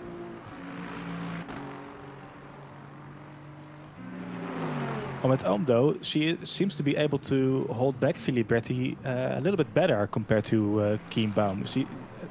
Do you think she's found a bit more pace in that Lamborghini? It could be that, but it could be also just, I mean, she had a advantage of around 2 seconds of Filiberti's, you know, just calm down, settling everything down, just driving your race, you know, and these kind of factors really can put up your pace a little bit, even though you're not really doing anything different. It's just because you are like in a sort of flow state where you're just driving your own race and not really you're not really interested about the people behind you. You're just looking in front of you on the road and yeah, just driving your own race. And that could also well be the reason for her being a bit more comfortably in the lead than she was before. Yep, as Kevin Kienbaum, as just mentioned, stuck behind Corey Jason in the BMW. I think Corey Jason has shown, well, he's been a little less quick than Kevin Kienbaum this race, so maybe he can get the move done rather quick, as otherwise he might just lose out a bit of time here compared to Ahmed. He was right behind her when he made his pit stop a while back, I think over about 10 minutes back at this point. So he'll be hoping to get, oh no, Ooh. That's Stein, I think. Stein, yeah. In the Lexus. I mean, I think it was on the outside curb, I suppose. Oh no, it was beforehand even. Yeah. Oh, that's a big shot. That's a nasty hit, yeah. Oh dear. Patrick Stein was running in 4th. Now out of this race. That's unfortunate. He was on for some good points there. Yeah. That's a DNF with his name, unfortunately for him. You scored 12 points, Patrick Stein, in Bahrain, and out of the 4 rounds after that, he failed to score any points, basically. So that's unfortunate for him. He remains on those 12 points for now, coming into the final round in Qatar in 3 weeks' time. So that's not what he would have hoped for. He would have been on here for another 12 points, I think. So that's a big shame. So we're now within the final 20 minutes to go in this race. It's been flown by, really. It's as we mentioned before, there's been a lot of action here, a lot of clean, hard racing. Sometimes a bit over the edge, but it's been very entertaining for us to watch. And it's still pretty much up for grabs, this race. So both leads within 2 seconds. Ahmed defending now against Filiberti, but also defending against Kienbaum, who made his pit stop already now into P6. Who I think Corey Jason has made his pit stop, so he lost him. That's him out of the way in front of him, so he's back up into P6 now. But Ahmed still has to make that pit stop, of course. So we'll see where she ends up after that, and within the next 18 minutes, of course. It's Wenger back up into P4 now as well. He had a bit of a disappointing race throughout, but he is now back up to P4, also yet to make a pit stop. Fabian de Roth, meanwhile, only in P8, and he is also yet to make a pit stop, but he is behind Kienbaum and Stratman. So Fabian de Roth, who is our second placed GT3 car, I think it's going to be very difficult for him to score any points here tonight, Daniel. Yeah, it really seems like. I mean, it's just, I think, a bit frustrating because he didn't really seem like he had the pace to really compete with the front runners here. It was really like always just trying to get the best out of his package, which was, you know, not really optimal all qualifying and race long. Yeah, as we see a replay of Jeremy Barrault, I think, making his way on the BMW traffic there. Oh, being forced very wide there through Blanchimont. Not wanting to lose out on a single tenth of a second on Gabopor, who's right in front of him. That could have ended up very badly. Yeah. As you see, Osama Kanani into the box, into the pit lane, making his pit stop, which puts Gabopor into the lead for now, and Jeremy Barrault closing in on him. And and there's a car the big spinning in the background. Oh! And there's two ones. I think it's Tempest. That's Hujek, and I think it was Sean Tempest. Yeah, Tempest is down the order already, so I think that's the... Oh, Hujek losing it. Oh, hitting another Ferrari as well. And then collecting Sean Tempest, that is. That's a massive shunt, yeah. Alessandro Sterle and Tempest, and another Lexus involved as well. Yeah, it was called Stefanizzi. I think so, yeah. And that puts the Coleman back up yeah. into P3. Oh dear. That's a massive shunt. So Sean Tempest out of this race. He was there pretty much around the podium for the whole race already. So that's 0 points for him. Very disappointing. And also Gregor Hujek out of this race after a strong drive for him as well. And that puts the win pretty much against poor Barrault and Knani, I feel like. Coleman now back up into P3 again after missing that massive shunt that we just saw happening in front of us. He narrowly avoided all that. And moved there potentially by Barrault around the outside of the final chicane. But he backs out for now. Down the inside once again as Gabopor now goes into the pit lane. So that's Jeremy Barrault once again back up into the lead. Did he hit it with the wall there almost, I think? Gabopor, but I think he narrowly avoided it. Well, that's Gabopor in the pit lane, and Knani already... Go ahead. As you were saying beforehand, that one scene reminds you of the Spa 2024 incident. I think we got a proper version of this now here, so you don't have to really imagine anything. You really saw it. It was quite on point, I think. As well, it was again a BMW, which kept spinning. So yeah. Yeah, maybe they should kind of investigate us and our commentators' curse. I think that's. I think it's been going on for quite a long time. Dark magic involved there. Yeah. That's for sure. Let's just not abuse it. Yeah, as we get reminded by our host, I did talk about a clean race, and then we just saw this unfolding. So so I mean, it's always the same thing. I mean, you should just stop saying it. I mean, you really putting up a curse on every driver here. I think my contract won't be extended for the next VMS season at this stage. I've already sealed the deal that you are not going to do anything here. Well, thank you very much, Daniel. I love working with you as well. Yeah, no problem. All right. Well, let's not bring him onto any ideas.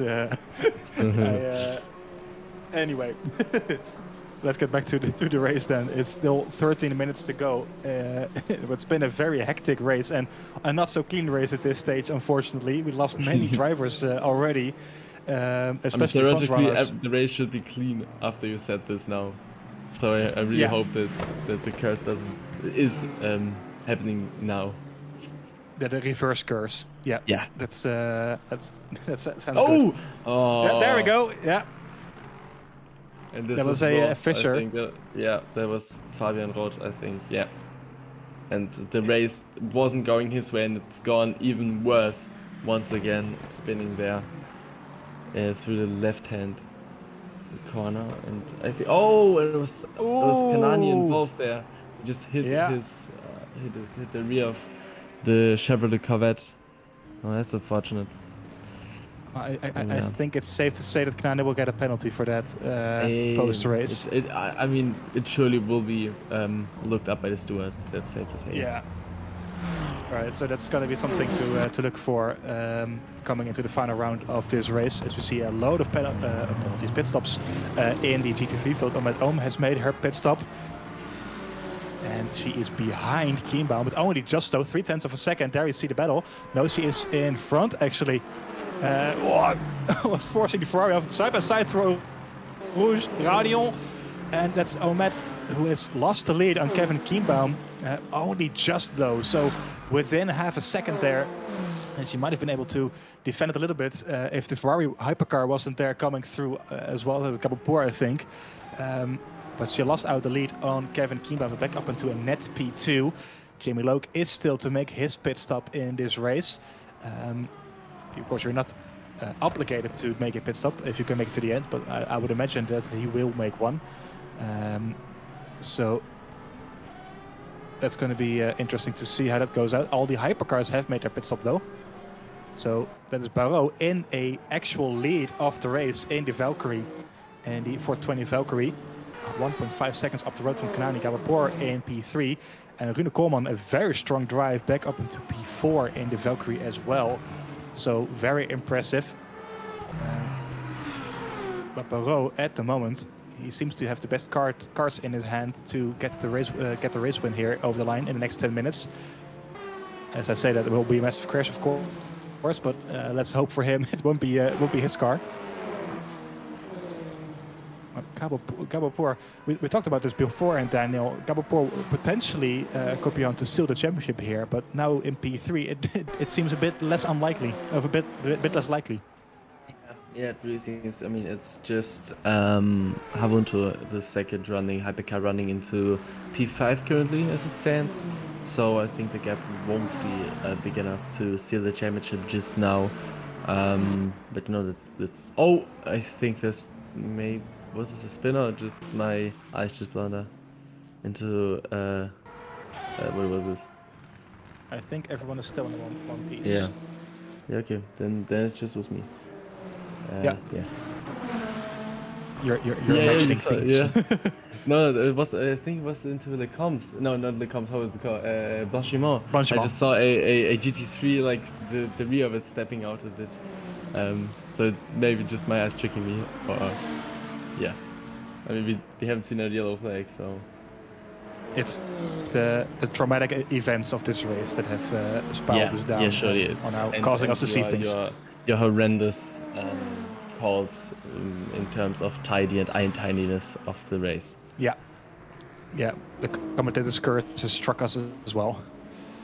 But then in the forms of a new sickness. It's gonna, it's gonna turn into like a Le Mans commentator at 2 at night. Almost the same type of conversation at this point. So let's focus on the final 9 minutes of this race. Then we have a battle for the lead in both classes on our hands. Pretty much both of them are within a second.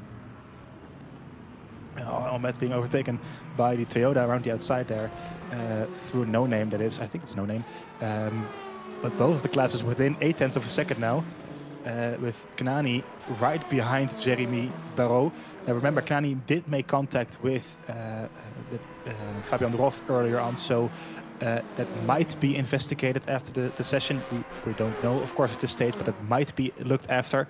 But Barrault will do everything in his power to get this over the line and score his maiden victory here in the season. And that would also be the first Valkyrie victory, I think, of the whole season in any class, pretty much. So it's going to be very interesting to see if that actually comes to fruition. So 8 minutes to go then. Anything can happen in this race, as we've seen so far. So Daniel, quick question. We've done this a few times now in the bronze and the silver. Who would be your driver of the day at this point? That's a tough one to ask. I mean, you got a whole variety of drivers who performed pretty well. We got Barrow, who just squeezed every 10th out of his Aston Martin Valkyrie. We got your brother, Bruno Kohlmann, who set a really great lap time into qualifying and really battled his way back to the front of the grid, running into last place. We got Kanani and Poor, who has been battling extremely fair, but also on the edge. So yeah, I think it's about one of those top 4, I reckon. I mean, in the MG3 we got as well Kienbo and Ahmed, who's been delivering all race long. But I think, I mean, I love recovery drives, so your brother will be up there. But yeah, I mean, winning in a Valkyrie would be quite a crazy move, to say the least. But yeah, that is for sure. Yeah. So I'll not go for my brother just to keep it fair. Yeah. So I think I'll go for either Kingbaum, Ahmed, or Barrow as well. Yeah. Well, Barrow, he's been flawless with the Valkyrie pretty much, and he's been on a great defensive run so far on Osama Kanani as well. And the Valkyrie is a great car. So putting that thing on a provisional P1 so far with 6 minutes to go, that would be insane to say the least. But Kienbaum and Ahmed have been in the league of their own in GT3 as well, with Ahmed putting in some great defensive moves. So it's very difficult to say, but I think either of those three would be a very good shout, indeed. Now, of course, if you have your driver of the day as well in the YouTube chat, you can put it in the chat as well, and we'll take a look at them. Who you think is the driver of the day here at the bronze split? There's still 5.5 minutes to go. So anything can happen, but it's been a very entertaining ride, to say the least. Someone's saying Ahmed's comeback is going to happen. Well, I wish I was as certain about that as you were, but as he is part of the VMS team, I wouldn't be against that, of course. But Kienbaum has been very impressive all race long, staying as close as he did compared to Ahmed. So either of them would be a very great and well-deserved winner here at Spa this race. So we are into the final 3 laps of this race. It's really been flown by, to be honest. And lots of things happened, lots of incidents, a lot of fights. Yeah, a lot of black magic. So a really, really great race so far, and I hope every one of you out there have been enjoying this pleasureful entertainment here. Well, I think it's very difficult not to enjoy all of this going on. Lots of black magic. That is certainly true. Yep, that's many which would be proud of us. To be honest, with the things that we jinxed this race. Certainly. Or pretty much all season, to be honest. So that's a good job, us. I sure hope they don't fire us after this race because of how much carnage we cause. No, it's as I say, that Kanani almost losing it on the exit there of the chicane onto the final 2 laps of this race. And he's still very much in the hunt of Jeremy Barraud in the Valkyrie there, who has been keeping it very clean out on track. I think that's a Ferrari up the road there. Yeah, the Ferrari, who they might lap in the next few moments as well, depending on how quick they're going. Yep, that's Alessandro Sturla, who is almost a minute behind Alex Maruccelli in P10, so not the race he would have hoped for Alessandro Sturla, the final running car in the hypercar. He is on 9 points in the championship in P13, so that's not the race he would have hoped for, I don't think. Barraud now able to get a bit of a gap between him and Kanani. There we have Sturla. Also, I think I saw some damage on his car as well, so he might be carrying some of that there. Barraud going a bit wide there. And again, in the dirty air of Sturla, I think, who is letting him go now. crucially, he is in front of Knani, who might lose out a little bit here as well on the yellow Ferrari. So hypercar traffic also playing a part here tonight, but he lets him go rather quickly as well. Oh, is he Omet again in the pit lane? Oh no. Oh no, what happened there? I mean, we see a bit of damage on the back end there, but... Oh! She won't be happy about that. No.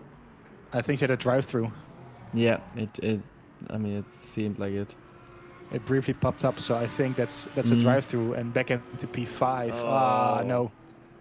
And as well a bit of damage on the rear end of the car, and hopefully no suspension damage, because it really looked like she tapped the wall just a bit with the rear right tire there. Yeah, that's very unfortunate.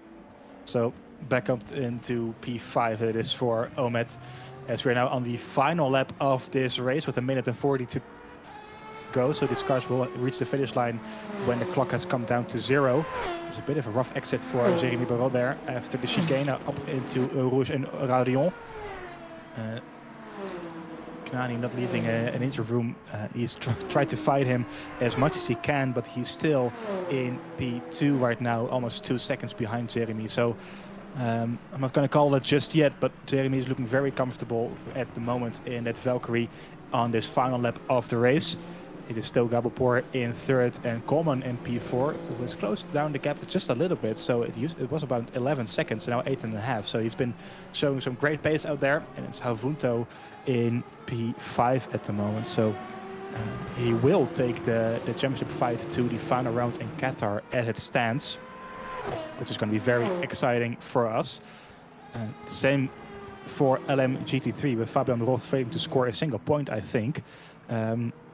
The 3 drivers are still well, actually, as I say that, a driver, if I do my calculations correctly, this result might actually be causing Kevin Kienbaum to take the championship lead by 4 points. So all of a sudden it's a 4-way fight for the drivers championship in LMGT3.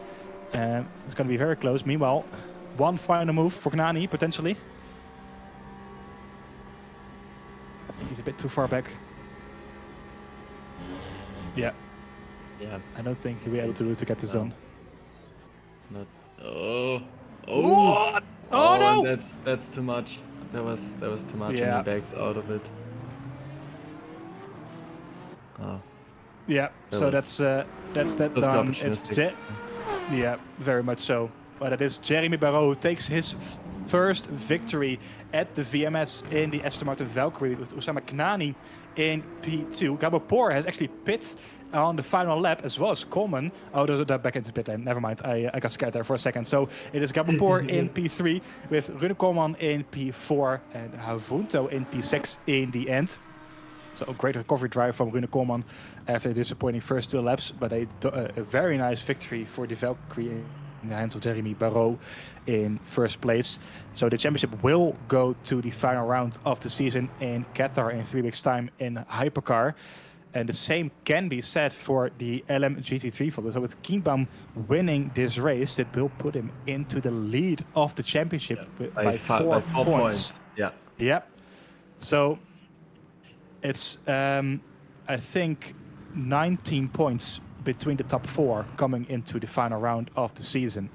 Now, I do have to say that Kienbaum is yet to drop a round. So at this stage, it will be a P5 at Sebring or Bahrain. So lose another 10 points. So then it would still be Manuel Fuchs in the lead. But still, it's very, very close in LMGT3 for the final round. We're going to have to do some calculations there who will come out on top at the end of this season. But it's looking very likely that it will be Kevin Kienbaum who takes the win here at Spa, coming through Blanchimont. And the Aston Martin Vantage for the final time. And Philippe is following him closely into P2, stopping in P3 with Omet now with the drive-through there that she had in P5. And Kevin Kienbaum coming through the final corner He wins in Spa. That is his first podium and his first victory of the season. So great job by him. Filiberti in P2, Stratman P3, coming home for the Fisher Racing team. Grata in P4 and Omet Ohm will come home. There we have her through the chicane in P5 in the end. So kind of a disappointing result for her, I feel like. But a great drive nonetheless, scoring some good points.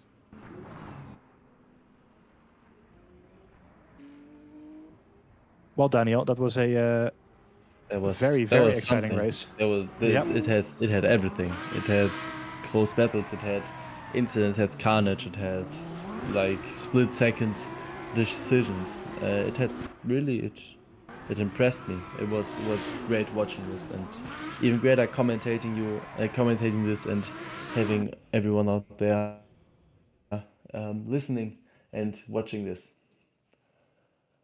Yep, for sure. You know, and as we are about to go to the interviews, I just want to just need to get going and want to thank everyone for having me here. And yeah, we'll see you. Thank you very much for joining me, Daniel. Yeah, I'll see you next time. Have a good evening. Yeah, see you on Sunday in Platinum Split.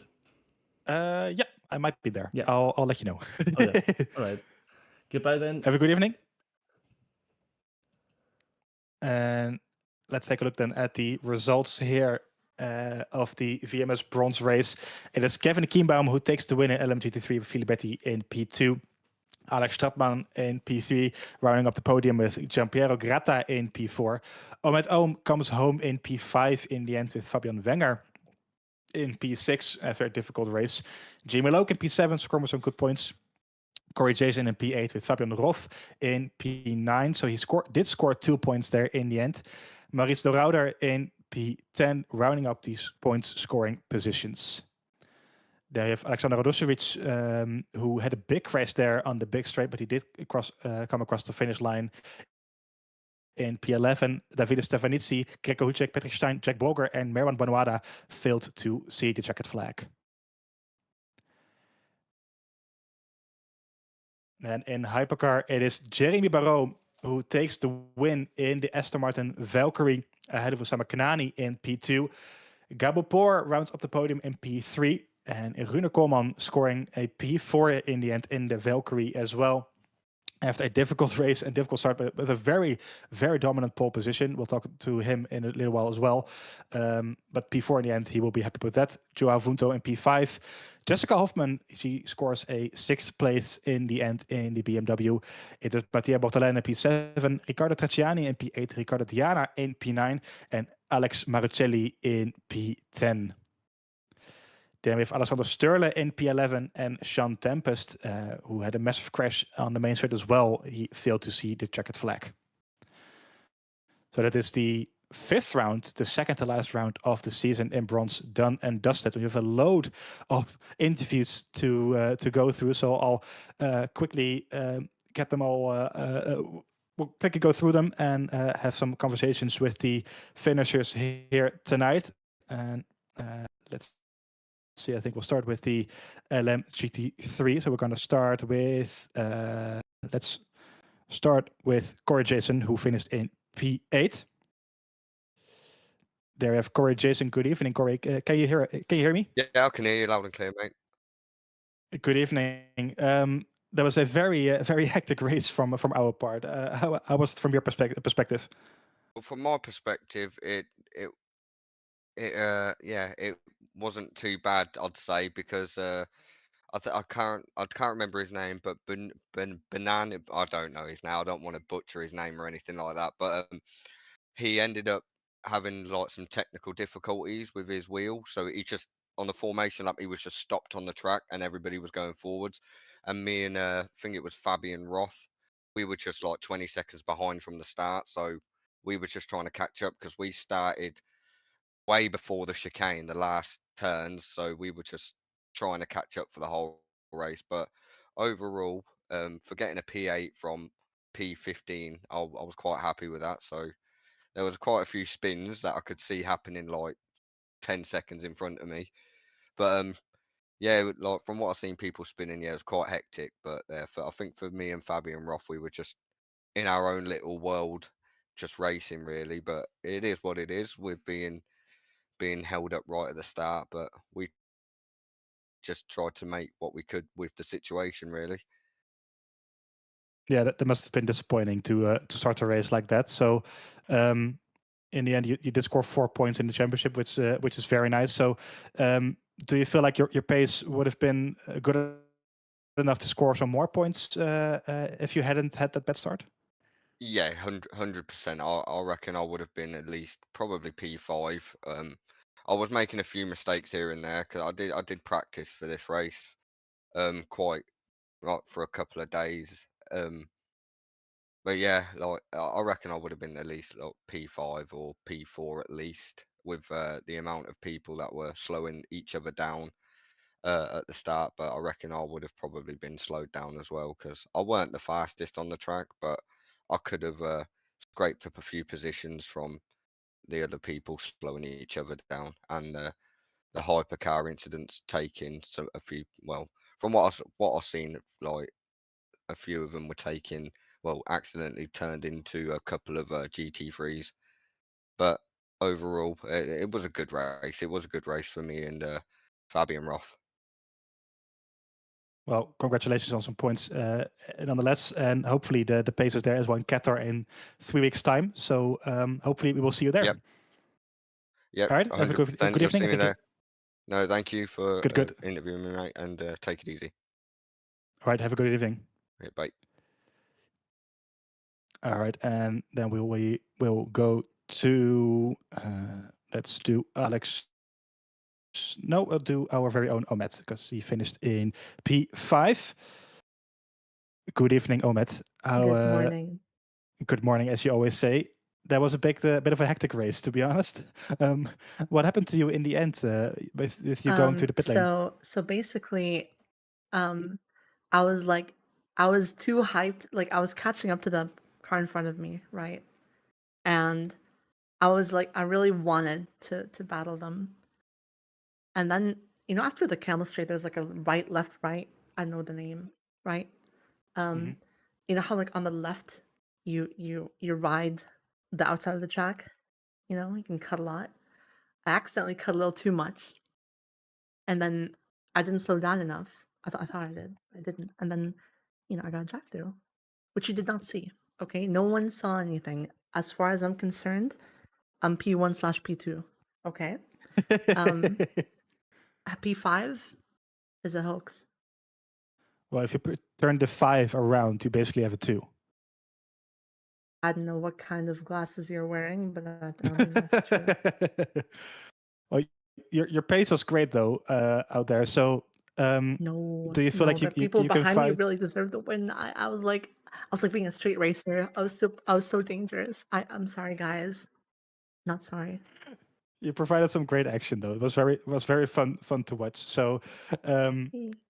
do you think you can fight for the win in Qatar as well? No. I don't know. People are quick here, okay? I didn't even expect to get pulled because like my lap was garbage. Like I was missing like 3-4 tons, and then suddenly no one did anything. So but even then people were like keeping up hardcore. Also Lamborghini. I was power sliding the entire race from like 5 minutes in. I was power sliding like every fucking whoops. Sorry guys. Family friendly. Um I was power sliding everywhere. So I don't know. I have skill issue. The street racer in me is still too dominant. Well, I think you drove very well, and it's a well-deserved P5. So great Thank job, you. and we will see you in Qatar in 3 weeks' time. Thank you guys. Have a good evening. You too.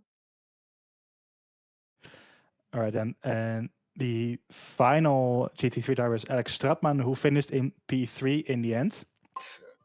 There you have Hello, it. guys. Good evening, Alex. That was a very hectic race from our perspective. Talk us through it. How was it for you? It was quite interesting. I guess a lot of fighting and also one or two hypercar moves that weren't that clean, to say it in a nice way. I guess especially in the end, I was catching Kienbaum, and I think there could have been a small chance to get him for the lead. But after the hypercar dive I got and almost spun at Blanchimont, my tires were simply gone. And my concentration also was totally fucked after some of those moves. But besides that, it was a lot of fun. I tried to go for a huge undercut, which almost worked out. But I did this one or two small mistakes, and that cost me exactly the time I needed to get in front of Kienbaum. But besides that, it was a lovely race. Well, it's a pity about the strategy, though. But like you said, the pace looked great out there. Do you think you have the same amount of pace in Qatar as well to fight for a win potentially? I'm not sure. I didn't drive Qatar that much by now. I guess qualifying, I know I'm not that good in Qatar, but all the races I had there either ended in round one in a mass crash or went actually quite well pace-wise. So I'm thinking I'd rather go for maybe somewhat of a crazy strategy, a big undercut once again. But All right. Well, I look forward to seeing at least. It provides us with a lot of entertainment, so it's always great to watch. So all of the best in Qatar in 3 weeks, and thank you very much for joining me. Thank you once again for commentating, and have a nice weekend, guys. Have a nice evening. Bye bye.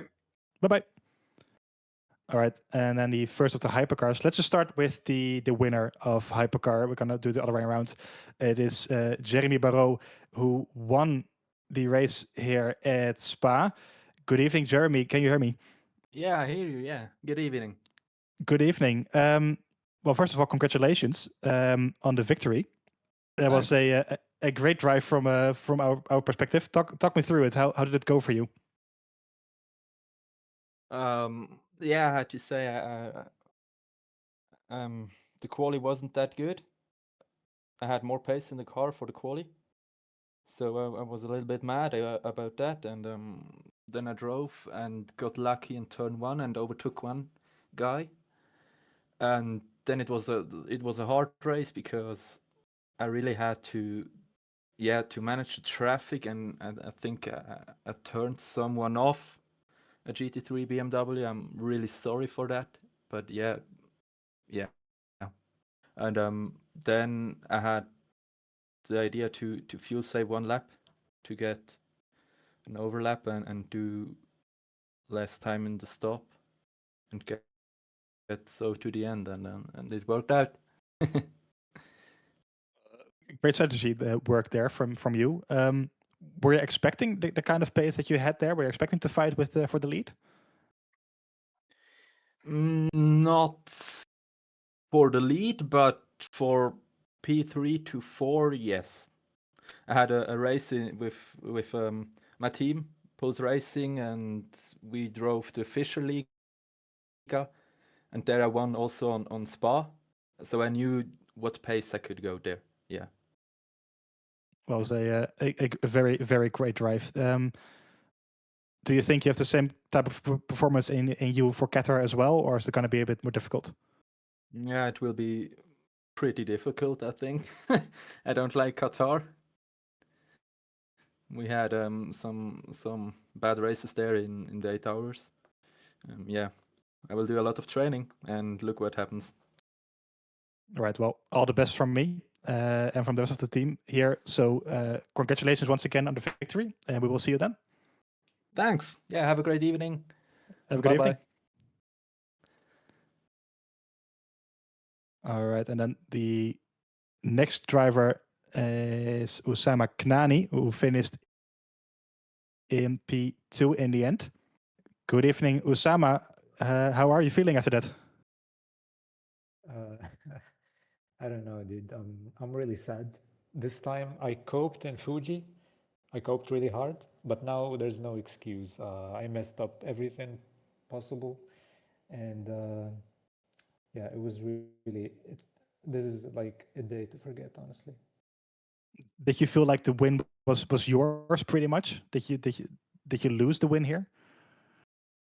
Yeah, I mean, I lost pretty much. I mean, at the start of the race, I was really good. The pace was really strong. I was catching poor. I was like, I knew I'm gonna overtake him. It's just a matter of time. But as soon as I did, I don't know what happened. The pace dropped massively. I started making mistakes, and then at the outlap after the pits, that's when I lost the race because I crashed into Fabian Roth and. I had to slow down because of a cut off track, and yeah, that's why Barrow gained a lot of time on us, on both of us, me and Gabor. And yeah, I mean, at that point, I was really like frustrated. I didn't even want to continue the race at that point because I know I lost it at that point, and there was no point of continuing. And honestly, at this track, like I've always waited for a race in Spa, and I was prepared so hard because I love this track, and then to just finish it like this is really disappointing. Yeah, I can imagine. Not really the race you would have hoped for. Still, a P2 are some very good points. How do you see your chances in Qatar? Do you think you can be as quick again? Qatar, I'm not sure. I hope. I mean, I have the pace. I think Fuji, Spa, in Bahrain, I have the pace. It's just the car is really hard to drive. When like Ferraris are really comfortable, like they can push. For me, a Peugeot, I need to manage a lot of stuff. I need to manage the brakes. I need to manage the tire temperatures. I need to manage the fuel. Qatar is going to be like a fuel saving race, I think. And yeah, maybe I can do something, but we will see. Right now, maybe I'm fighting for P3 in championship, but I don't know. Maybe P4, that would be okay. But yeah, we'll see. Qatar. I'll prepare as hard as I did in Spa too. So yeah, we'll see. Well, nonetheless, congratulations from me and the rest of the team here at VMS on your second place. Well deserved, and hopefully it will be one better in Qatar in 3 weeks' time. So I wish you all the best, and thank you very much for joining me here tonight. Thank you. Thank you very much. Have a good evening. And then our last but not least, the final driver we'll be interviewing here tonight will be Rune Koolman, my very own brother. Good evening, Rune. Good evening. Pole position, out of nowhere. Yeah, I still don't know where that came from. My quickest lap time, I think, like in practice, was a 2:05, and then suddenly it just clicked in the quali. Maybe it's track evolution as well that helped a bit, and then just the tires, and yeah, I don't know, it fit perfectly, and great lap. Very happy with that. Maybe the only positive from the weekend. Well, you did finish P4 in the end, so that's a good result. But what went wrong during the first 2 laps? Well, I'm notoriously bad at the first 2 laps, and I know that. I think you know that as well. I'm just too stressed and then make mistakes. So I lost the lead already, but I was not too sad about that. But then I was behind somebody, and in turn 1 on lap 2, I felt he broke too much, so he was slowing down too much, and I had to slow down in the corner too much, so I already half spun, and then I got tapped from the rear and spun all the way around to the back. But yeah, at the end, great pace. So that's a positive. Well, you did have great pace in the end. So do you think you can be as quick in Qatar as well, or is it going to be a bit more difficult? It's gonna be a lot more difficult, probably, with Aston Martin not being the quickest around that track. But I'm very happy how this race went pace-wise, and I'm happy I could fight with the rest here. And I seriously think when the first lap didn't happen, I could compete for the win or at least a podium. But yeah, stuff happens, and I hope to get some good results in Qatar. And I drove the Tier 1 race as well there, so have some good preparation for that. All right, sounds good. Well, great job nonetheless from me. I think you drove a great race. So congratulations on the P4 there. and hopefully Thank Qatar you. goes a bit better. Yes, thank you. Well, thank you very much for joining me. And Yes. with that, I'm going to round up here as well the live stream here. So you at home, thank you very much for watching this live stream here at the Virtual Motorsport Series. Bit of strange ending with just me. Daniel had to leave a bit earlier, unfortunately, but he is a very, very appreciated member of this team, and I always very much enjoy spending the race with him here in the commentary booth. So a very exciting race once again here at the VMS at the Bronze Split. The Bronze always provides great entertainment. Thank you very much for watching once again. Thank you, Niklas, for hosting the stream and bringing us all the beautiful views out on track. And we will be back with the Bronze in 3 weeks' time for the championship final and the championship decider in both classes at Qatar in 3 weeks' time on the Friday. So it's the December 5th, if I'm not mistaken. Let me just double check that. It is December 5th on the same time, same channel. So don't miss out on that. If you haven't already, drop a like, drop a follow on all the socials. You know, all the things to please the algorithms out there. It will help us reach a bigger audience and provide this entertainment to even more people. Really helps us out. So thank you very much once again for watching. My name is Sverre Koolman. With me were Daniel Krylov and Niklas Domino. Thank you very much for watching, and we'll see you next time.